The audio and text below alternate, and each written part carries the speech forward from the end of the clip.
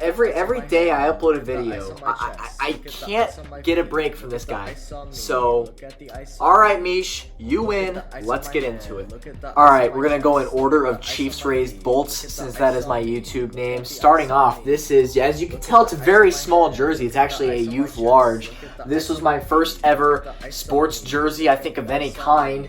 This is a Jamal Charles, Kansas City Chiefs. It's one of those really cheap ones, so honestly it was probably about $30. I mean, the graphics are just, they're straight screen printed. It's not very good quality at all, but I don't think they make quality youth jerseys of any sort, so there's the first one. Now, I took a huge L this season with jerseys. The Chiefs traded both my jerseys, so now these are outdated and I need to get new ones. But without further ado, this is Justin Houston.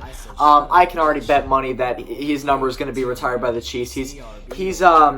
He's a Kansas City all-time great. He'll go down in the books as one of the best Chiefs players. This is the Nike Limited, so it is much better quality than that last one I just showed you. This one has stitching and graphics are not screen printed. This is the $150 version. And here's the other outdated jersey, Eric Berry. He will also go down as one of the best Chiefs players of all time, and the Chiefs will most definitely retire his number someday in the Ring of Honor. So, not a total loss, just in the meantime, while he's still an active player, it is a loss.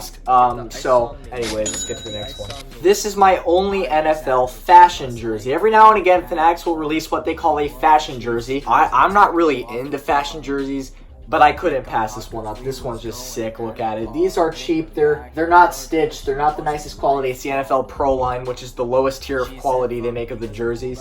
So it is heat pressed, no stitching or anything, but it's a fashion jersey. It's still a sexy look. I believe this was $100. It's Patrick Mahomes, baby. This is the jersey you're probably going to see me wearing most throughout the Chiefs season. As you previously saw, my other jerseys are all players who are no longer with the Chiefs. So although this isn't the Nike Limited, the stitched version, it's heat pressed actually. It is the lower quality version. I'm still going to wear it around. It still looks really nice, let's be honest. And of course, Patrick Mahomes. Moving on to the Tampa Bay Rays, we're going to go in timeline order. So starting in the 70s, actually fake 70s because the Rays weren't a team until 1998, but fake 70s jerseys. This one is free.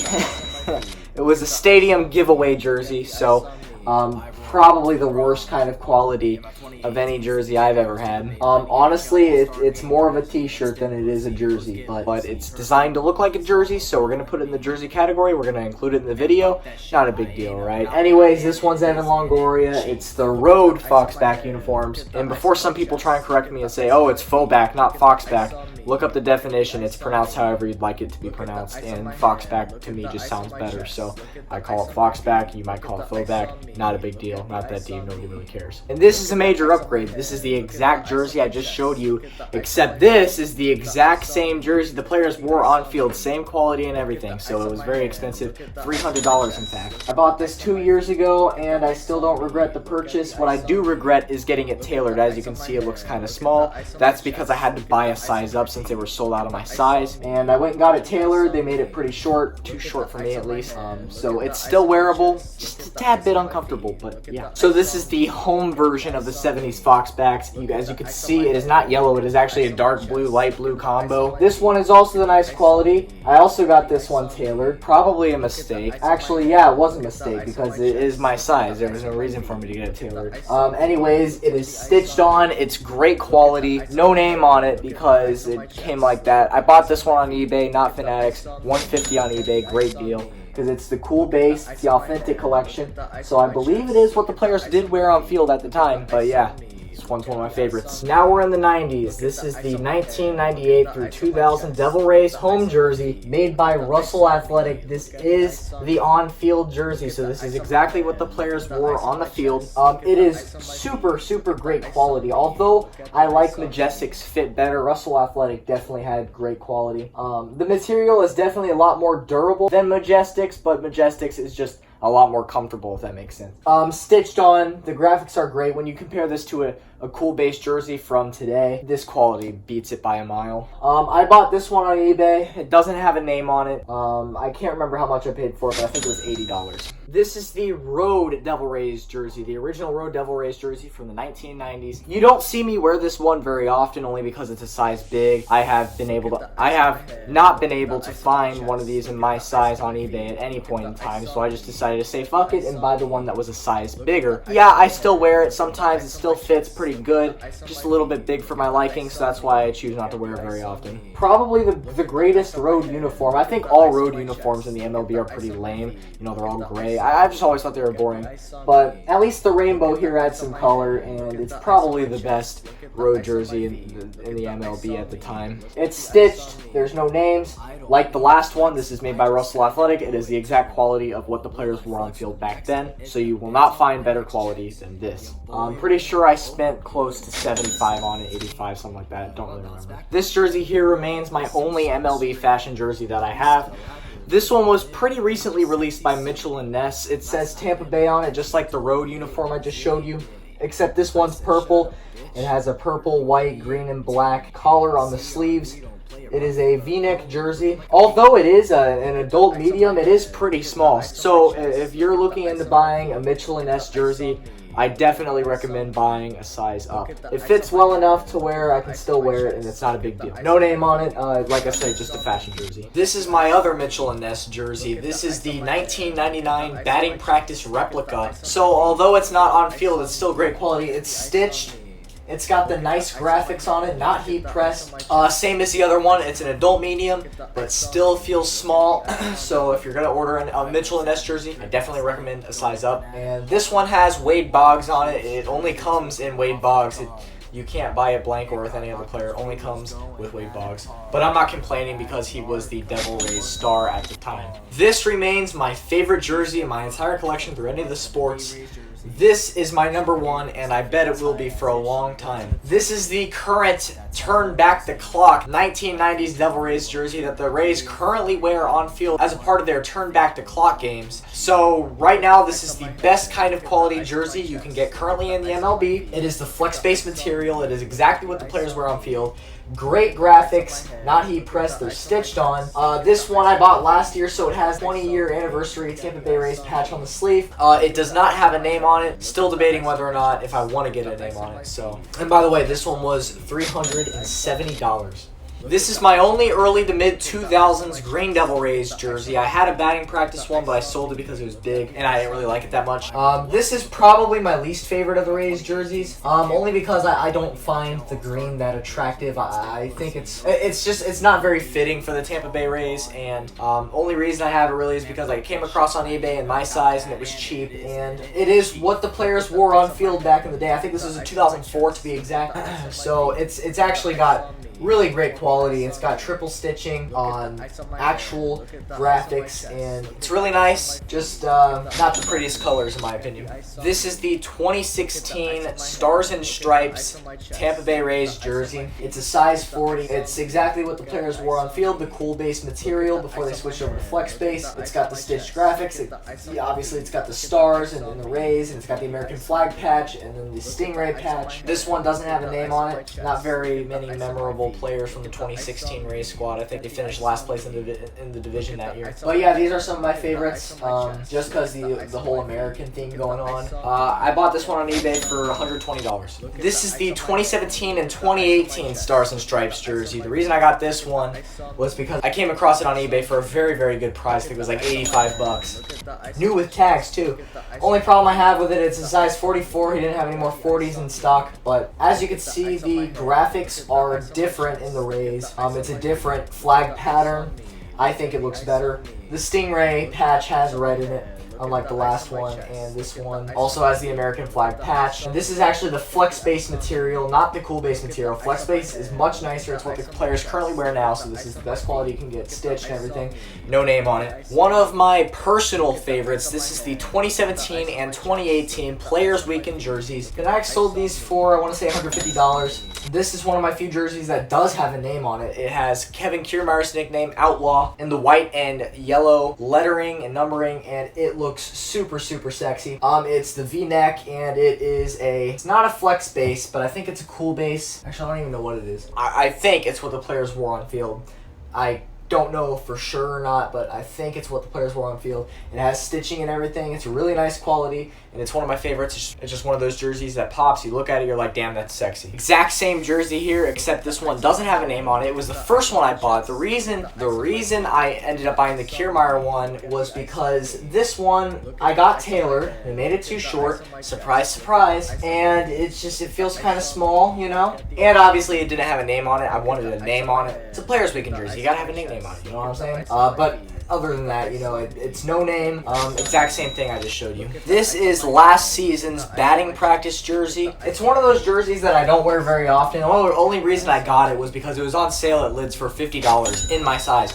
So I had to snag that, you know what I'm saying? It's the cool base material. It is what the players wore during batting practice and whatnot. This one's got Kevin Kiermaier's numbers on it, but they don't have names on the back of them. Because, like I said, just batting practice. No reason to have names on them.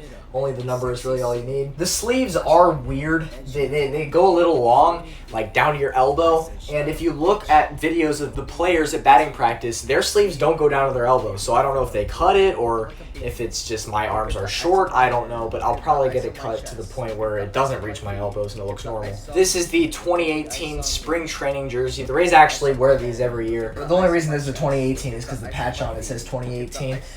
Funny thing, I didn't go to any spring training games in 2018. I went to a bunch though this year in 2019, however. So I've been wanting to replace the patch with the 2019 since it has more meaning to me, but I just don't really know if that would ruin the jersey or not. I don't really want to risk it, so I think for now I'm just going to keep the 2018 patch on there. It is a flex-based jersey. No name on it. Fanatics had it listed for $250. It's exactly what the players wear on field. Once again, if it's a flex-based jersey, then the players wear it on field. So these are my replica cool-base jerseys. These are not on field. They are the cheap fashion version of it. Flex-base on-field jerseys are meant to be long because they're made to tuck into the player's pants. But these are not. These are made to be worn just like any other shirt. Only problem with them is that the quality isn't as good as the on-fields, and that's why I prefer the flex-base more, because even though they're longer, the quality is way nicer. With these cool-base jerseys, it is a single patch that they stitch on once. So, I mean, still stitched. It just looks a lot cleaner on the flex base on-field jerseys. I don't have a name on this one, and by the way, all these replica cool base jerseys, they're all $100 blank on Fanatics, regardless of the team. Here's another one of my cool base jerseys, $100 once again, no name on it. The stitching on this one is a bit better. This is my favorite current Rays jersey, by the way. This color just fits the Rays in Tampa Bay so well. The Columbia blue, it just looks really nice. No name on it once again. It's the cool base, and pretty much the exact same as the last one, except this one is the Columbia blue and not the navy blue. This is one of those jerseys you don't see me wear very often. But like I said, road jerseys in the MLB, they're all boring, and it was actually hard to find this one because Fanatics didn't have this at the time,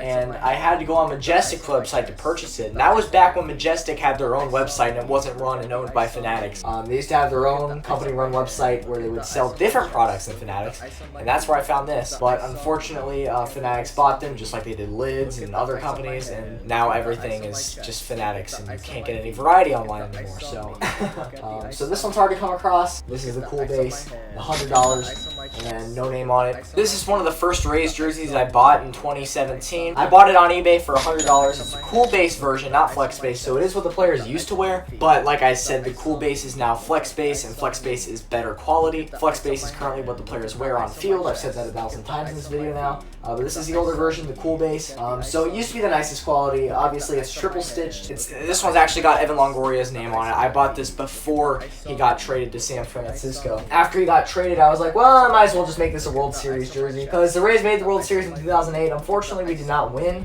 but it is still the biggest bragging right in our franchise's history. Hey, we were in a World Series.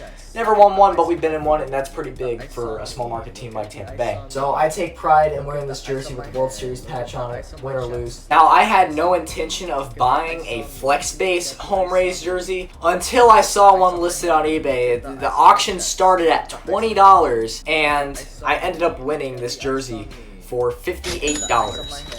This $300 jersey for $58. This is not a China version. It's not fake. I don't know how the lister on eBay got it. I don't know why he was willing to sell it for $58 on an auction. I mean, I couldn't believe it when I won it. $58 for a $300 retail jersey. I've gone over it 1,000 times. It is definitely what the players wear. It's the authentic flex-based material. This one doesn't have a name on it, and I don't intend on getting one anytime soon. Alright, now on to the last bit, the Bolts part of this video. This is the 1990s Tampa Bay Lightning jersey. The Lightning actually sold these at MLB Arena 2 seasons ago for their 25th season. They had throwback jerseys throughout the season, and, you know, I copped one. The patch here that they put on is heat pressed. It's not stitched, but it still looks great. This is a 2004 Stanley Cup Finals patch. The Lightning actually won that Stanley Cup. I bought this patch on eBay and just had it stitched on from home. This one doesn't have a name on it, but it's still sexy as hell. The Lightning wore this Storm jersey alternate for 3 seasons in the 90s, and it remains my favorite Lightning jersey of all time. Simply because it's wacky, it's unique, it's just really badass, really. If you look at the sleeves, it's got lightning on it.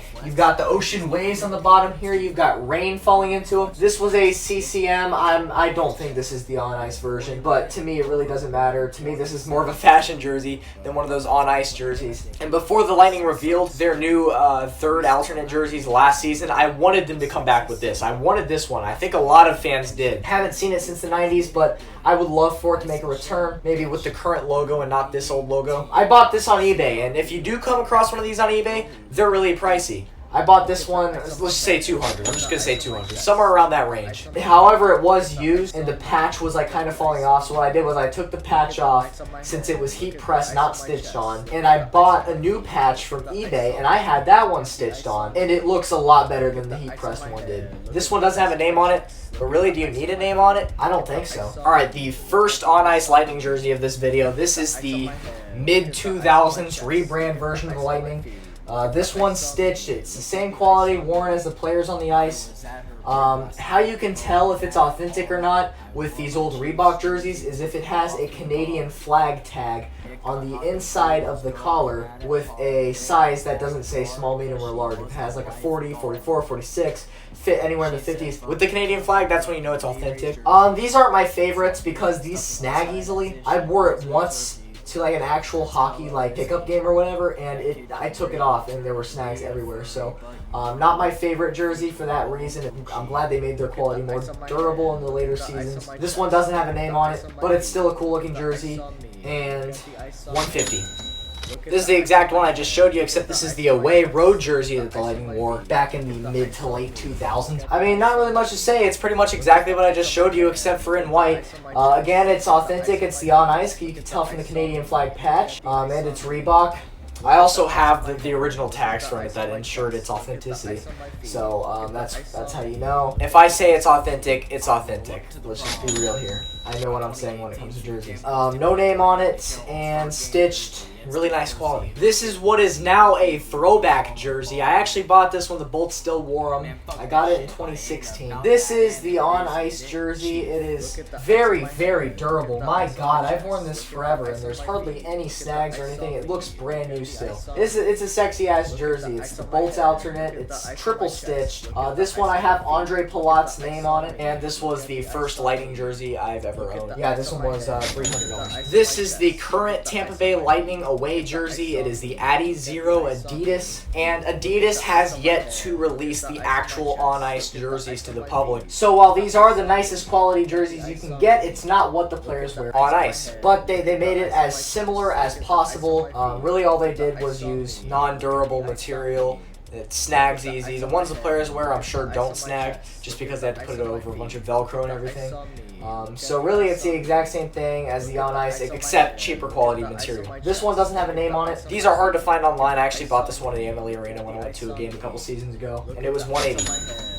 One of my favorite jerseys. This is the 2018 NHL All-Star Game jersey when Steven Stamkos was elected the captain of the Atlantic Division. The reason I bought this All-Star jersey is because Lightning hosted this All-Star Game. It was played in Tampa. I actually went to the game. So, more sentiment in this jersey for that reason. Let's just be real. It's one of the sickest jerseys I think I've ever seen. The yellow and the blue and the San Jose All-Star jerseys were so goddamn lame. Just white versus black. There was no NHL logo. It was the team's logo. It was just white versus black. And I thought that was so boring, you know? It's got the Lightning shoulder patch because that's where Steven Stamkos plays. What's really cool is because it was hosted in Tampa, the numbers in the jersey have the Skyway Bridge design implemented into the actual numbers. So these yellow lines you see is actually supposed to resemble the Skyway Bridge in Tampa Bay. By the way, I bought this for I think $230.